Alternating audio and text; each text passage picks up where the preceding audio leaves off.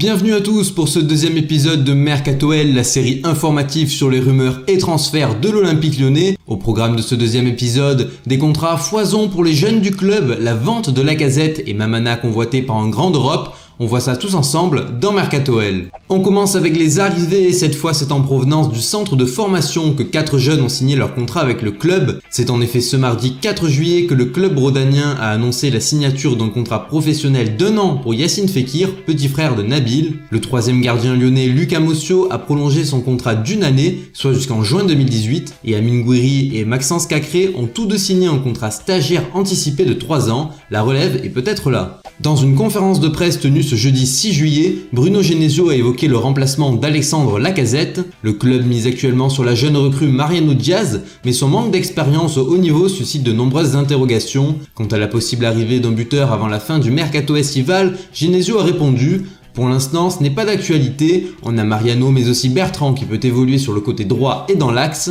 Aujourd'hui, on en reste là, ça ne veut pas dire que d'ici le 31 août, il n'y aura pas un changement. On va voir comment cela se passe pendant la préparation, les amicaux. On a des jeunes auxquels il faut donner la possibilité de s'exprimer. Sauf énorme retournement de situation, Mariano Diaz devrait donc être le buteur titulaire sur le front de l'attaque lyonnaise. Lors de cette même conférence de presse, l'entraîneur lyonnais a fait un bilan des prochaines arrivées. On espère encore compter l'arrivée de 2-3 joueurs d'expérience. Les deux dossiers défensifs avancent doucement mais ils avancent. En priorité un défenseur central capable de s'immiscer dans un rôle de leader.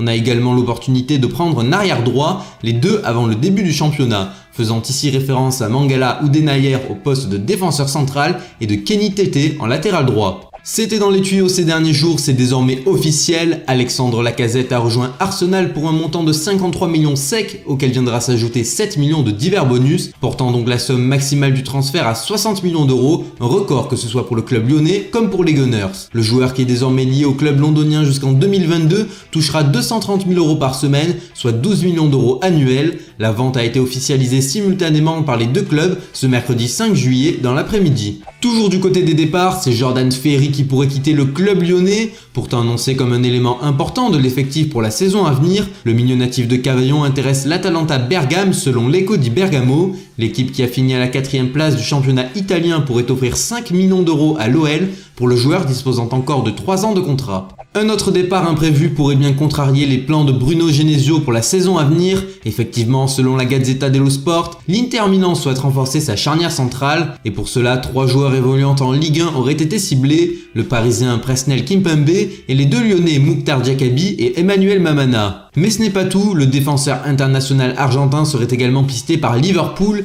Ainsi, The Sport Review affirme que les Reds ont transmis une offre de 17 millions d'euros à la direction rhodanienne pour Mamana, qui bénéficierait d'un contrat de 5 ans assorti d'un salaire annuel d'environ 3,2 millions d'euros. Pour assurer le défenseur lyonnais sur son temps de jeu, Jürgen Klopp envisage de faire évoluer Mamana sur le flanc droit de la défense, un poste où la concurrence est beaucoup moins rude. Aucune information n'a cependant filtré concernant l'avis du joueur argentin, mais on devrait y voir plus clair ces prochaines semaines. On enchaîne avec le récapitulatif de ce mercato lyonnais. On enregistre les arrivées de Fernando Marsal pour 4,5 millions d'euros, Bertrand Traoré pour 10 millions plus 15% sur une éventuelle plus-value, Ferland Mendy pour 5 millions d'euros et Mariano Diaz pour 8 millions plus 35% à la plus-value.